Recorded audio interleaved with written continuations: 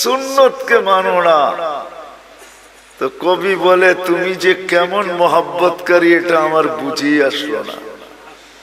যেটা আবার কেমন মহব্বতকারী বলো তো? মহব্বত করি তো আমাদের আল্লাহও আমাদেরকে মহব্বত করেন, এই জন্য বয়স আমাদেরকে বেশি দেন নাই। কেননা মহব্বতের পাত্র বেশি ক্লান্ত হোক এটা কেউ চায় না। যার ঘরে মেয়ে নাই, শুধু ছেলে আর ছেলে, তো এক সময় স্বামী স্ত্রী দুইজন মিলা বলে মেয়ে নাই, কি হয়েছে, ছেলে তো আছে, ছেলে দিয়া মেয়ে নিয়ে আসমু আর মেয়ের মতো পালমু। জিও, বুঝে আসতেছে? হ্যাঁ, তখন শাশুড়ি আর বউদেরকে কাজ করতে দেয় না, কেন? মহব্বত করে।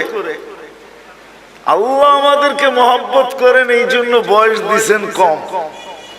আমরা বেশি খাটি, এটা আল্লাহ চায় না। আমি প্রমাণ দিছি, আরো কয়েক ডজন না কয়েক শত ডজন দেওয়া যাবে। আমাদের নবীজিও আমাদেরকে মহব্বত করেন। যদি মহব্বত না করতেন তাহলে আল্লাহ বলতেন না হারিসুম বিল মুমিনিন রাউফুর রহিম। এই শব্দগুলো আল্লাহ কোনোদিন বলতেন না। আমাদের নবীজিও আমাদেরকে মহব্বত করেন, যদিও আমরা নবীকে মহব্বত করি না। আমি তো একটা প্রমাণ দেখাইলাম, একজন ছাড়া আর কেউ হা বলতে পারলো না। আমরা নবীকে মহব্বত করি না, নবীজি আমাদেরকে মহব্বত করেন।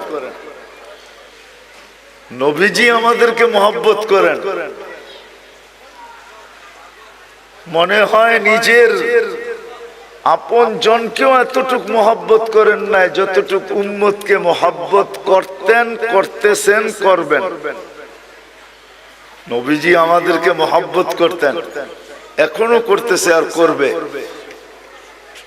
মহব্বত উম্মতকে। চলেন একটা মোটা উদাহরণ দিই, যদি বুঝে আসে, তাও হাদিস থেকে বানায় না। আমাদের দেশে কয়েকদিন আগে ইউনিয়ন পরিষদের ইলেকশন গেছে, ঠিক না? আপনাদের এখানে গেছে? ইলেকশন তো হয়, ঠিক না? না হয় নাই? সারা বাংলাদেশে গেছে, আপনাদের এখানে হয় নাই? মানে মেয়র ইলেকশন হয়েছে, ঠিক না? ইউনিয়ন পরিষদ হয় নাই। বাংলাদেশে ইউনিয়ন পরিষদের চেয়ার পাওয়ার জন্য মানুষ মরতে রাজি, মারতে রাজি। সারা বাংলাদেশে ইউনিয়ন পরিষদের ইলেকশনে বহুত লোক এবার মারা গেছে, এমনকি প্রার্থী পর্যন্ত মারা গেছে, শুধু ইউনিয়ন পরিষদের একটা চেয়ার পাওয়ার জন্য। আর আমাদের নবীজিকে যতদিন থেকে আল্লাহ নবুয়তের ঘোষণা দিয়েছেন, অতদিন থেকেই বলতে বলতে আসতেছেন, বন্ধু আপনার জন্য একটা চেয়ারও রাখছি। ওই চেয়ারটার নাম হইল মাকামে মাহমুদ। কি? ওই চেয়ারটার উপরে আর একটা চেয়ার আছে, আর কোনো চেয়ার নাই। ওটা হলো আল্লাহর কুরসি। আর কুরসির নিচে শুধু একটাই চেয়ার আছে, ওটার নাম মাকামে মাহমুদ। আল্লাহর রাসূল সাল্লাল্লাহু আলাইহি ইসলামের চেয়ারের নিচে আর কোনো চেয়ার নাই। আল্লাহ দুইটা চেয়ারই বানাইছেন, একটার নাম কুরসি, একটার নাম মাকামে মাহমুদ। কিয়ামতের দিন নিয়ে যাওয়া হবে, চেয়ারও লাগানো হবে।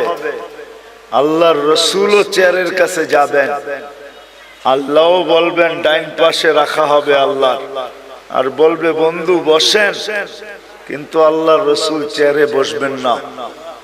প্রতি উত্তরে বলবেন আমি যদি বসি তাহলে আমি যে ভালোবাসি আমার পিপাসিত উম্মতকে যে আমি ভালোবাসি, আমার এই পিপাসিত ভালোবাসার পিপাসিত উম্মতকে কে পানি পান করাবে? বিদায় আমি বসবো না, আমি তো হাউজে কাউসারে যাব, নিজের হাতে উম্মতকে পানি পান করাবো আর উম্মতকে বলে দিব লা তাজমান বাদাহা আবাদা, আর কোনদিন তুমি পিপাসিত হবে না। শুধু পানি পান করাবে এখানেই শেষ না, আরেকটা দেখাইতেছি ভালোবাসা। নাইলে চেয়ারে না বইসা মানুষ চেয়ার পাওয়ার জন্য মরতে রাজি, মারতে রাজি। আর নবীজির জন্য চেয়ার রাখা আছে আল্লাহর পাশে। হায় হায় হায়, বলবে আমি মিজানের কাছে যাব, আর যা নিজের চোখে দেখবো উম্মতের পাল্লা সামনে ঝুঁকে না পিছে ঝুঁকে। শুধু দেখবো না, আপনি যে আমাকে প্রতিশ্রুতি দিছেন ওইগুলা ওই পাল্লার কাছে দাঁড়াইয়া আমি প্রতিশ্রুতিগুলা বাস্তবায়ন করব। আপনি আমাকে প্রতিশ্রুতি দিছেন, আমি চাইলেই নাকি দিবেন। তো পাল্লা যখন সামনে ঝুঁকবে না, তো আমি চাবো উম্মতের জন্য চাওয়ার হাত আপনার সামনে উঠায় দিব। আপনি প্রতিশ্রুতি দিছেন সুপারিশ করলে কবুল করবেন। আপনি প্রতিশ্রুতি দিছেন সাউফা ইউতিকা রাব্বুকা ফাতারদা, আমাকে রাজি করে ছাড়বেন। উম্মতের পাল্লা সামনে না ঝুঁকলে আমি রাজি হব না, না না না না। আপনি প্রতিশ্রুতি দিছেন লা ইউখজিকা ফি উম্মতি, উম্মতের ব্যাপারে আমাকে লজ্জিত করবেন না। কিন্তু যদি পাল্লা সামনে না ঝোঁকে, তো ফেরেশতা তো ঘোষণা দিয়ে দিবে অমুকের উম্মত নাম এটা, বাবার নাম এটা, চিরদিনের জন্য অসফলতার চেহারা দেখা ফেলছে। তো আমার মুখটা থাকবে তো থাকবে কোথায়?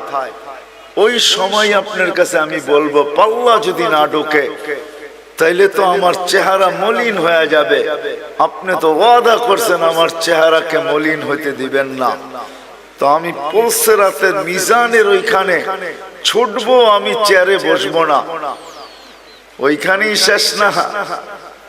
বলবে আবার পুলসিরাতে দৌড়াইতে থাকবো। ওইখানে যে দেখবো পার হইতে পারলো কি পারলো না।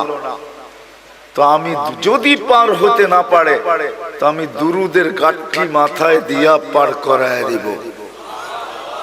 চেয়ার আমার মাইনা নিলাম, কিন্তু আমি বসবো না, না না না। এটা হলো ভালোবাসার ফল। ওই দিন, যেই দিন সমস্ত নবী রাসূল নফসি নফসি বলতে থাকবে, কোন নবী নিজের মাকেও চাবে না। কিতাবে পাওয়া যায় মুসা আলাইহিস সালাম তো বলেই ফেলবে লা আসআলুকা উম্মি ওয়ালা আসআলুকা উখতি, আজকে মাকেও চাই না, বোনকেও চাই না, আসআলুকা নফসি, আপনি আমাকে বাঁচায় দেন। কেমন ভালোবাসাটা আমাদেরকে বাঁচতে। বিদায় আবার শুরুতে চলে যেতেছি। আমাদের জীবনটা অতি কি মনে আছে? অতি ছোট। আর ছোট এই জন্য যে আমরা আল্লাহর ভালোবাসার পাত্র। বিদায় আল্লাহ বেশি পরিশ্রম আমাদের দ্বারা চান না। শুধু আল্লাহর ভালোবাসার পাত্র না, আমরা নবীজিরও ভালোবাসার পাত্র। আমাদের নবীজি উম্মতকে বড় ভালোবাসতেন, সত্য এটাই। কিন্তু এটাও বলছি আমি, আফসোসের বিষয়, উম্মত শুধু মুখে ভালোবাসে, মনে ভালোবাসে। শুধু মুখে কি করে নবীকে মুখে ভালোবাসে, মনে ভালোবাসি না। মনে আমরা ভালোবাসি না। মনে যদি ভালোবাসতাম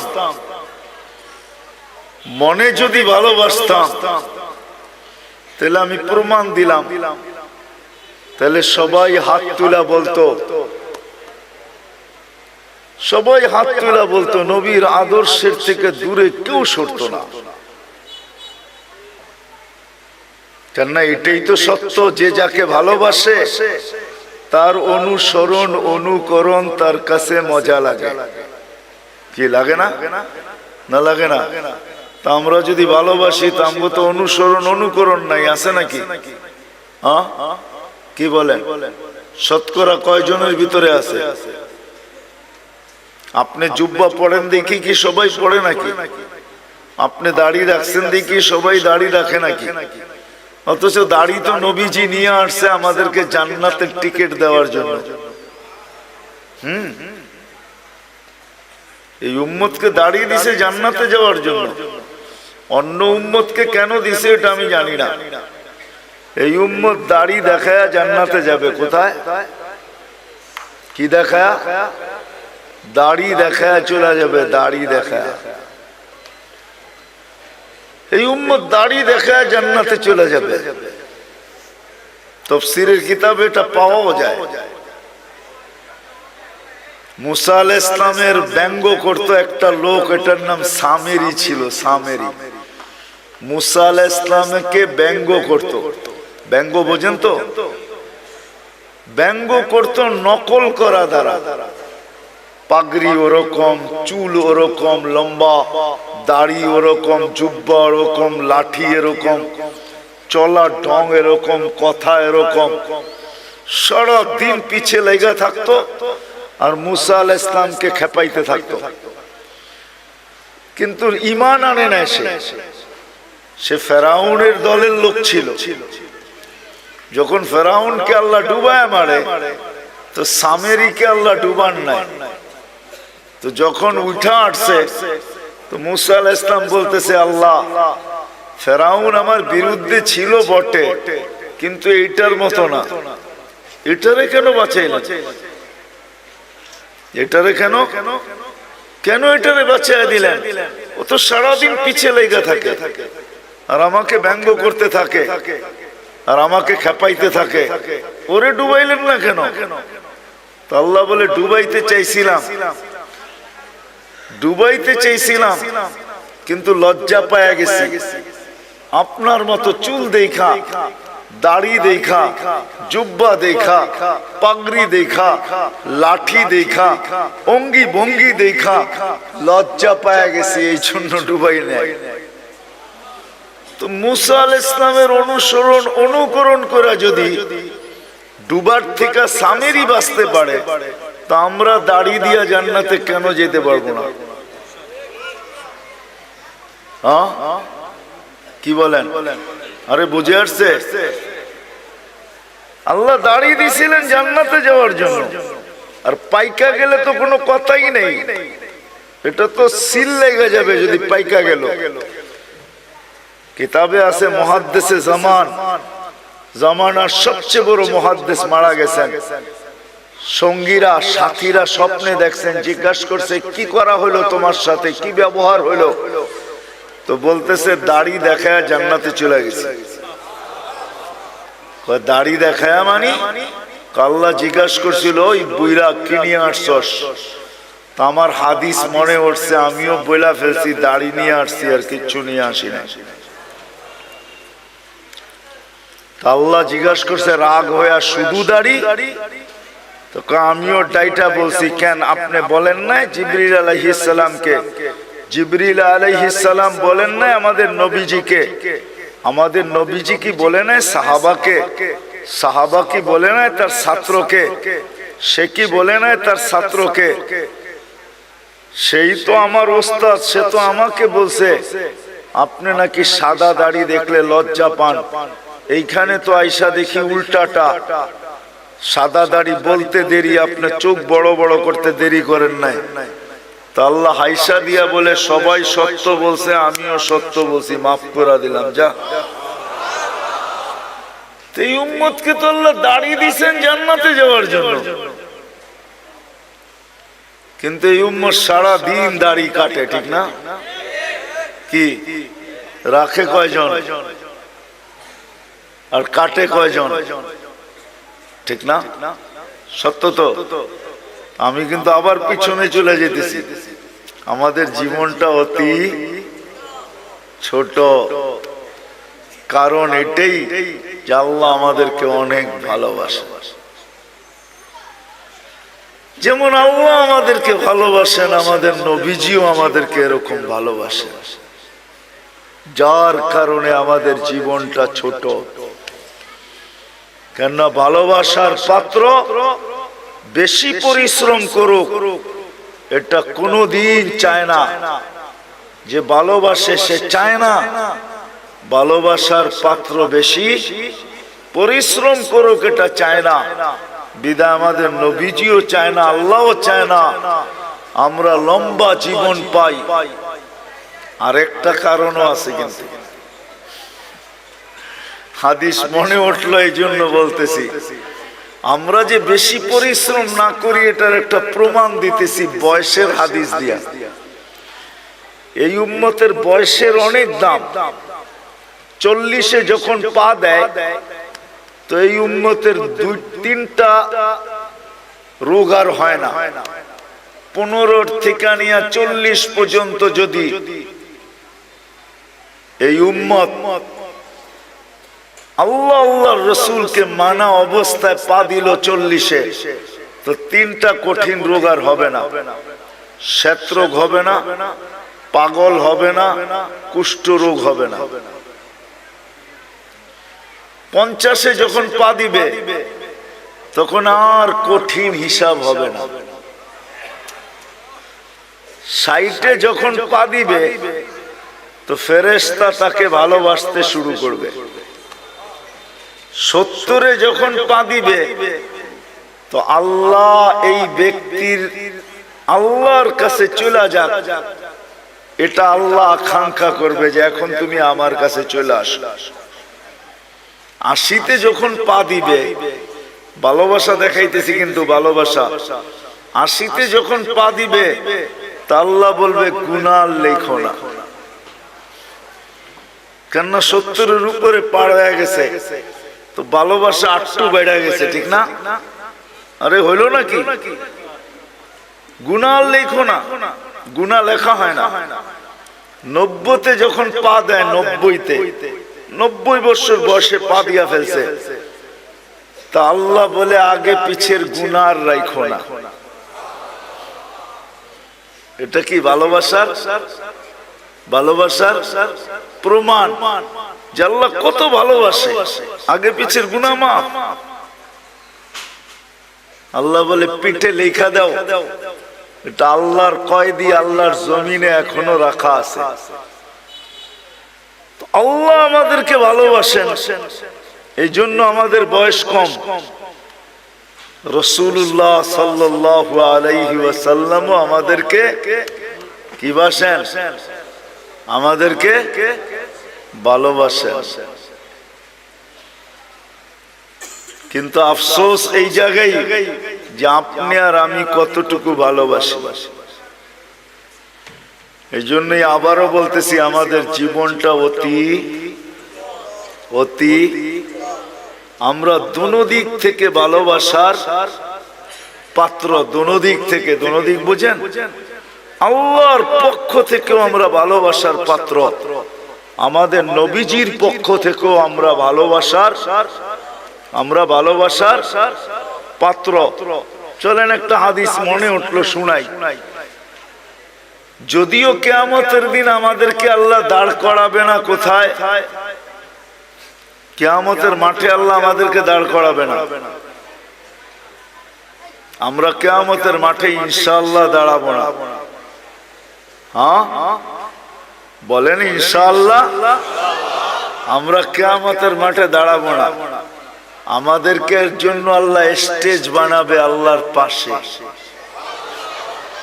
ওই স্টেজে আমরা দাঁড়াবো, ওই স্টেজে দাঁড়াবো আমরা। আমি তো 1 ডজন অনেক দেখাইতে পারি, কিন্তু আমি জানি না ওলামারা আমার সাথ দিবে কি দিবে না। জালালউদ্দিন সুয়ুতি রহমতুল্লাহ আলাইহি লেখছেন আমাদেরকে আল্লাহ স্টেজে দাঁড় করাবে। কেননা কোরআন বলে সুহাদা আলান নাস, আমরা কিয়ামতের দিন আল্লাহর পক্ষে সাক্ষী হিসাবে দাঁড়াবো। কার পক্ষে? আল্লাহর পক্ষে কিয়ামতের দিন আমরা সাক্ষী হিসাবে দাঁড়াবো।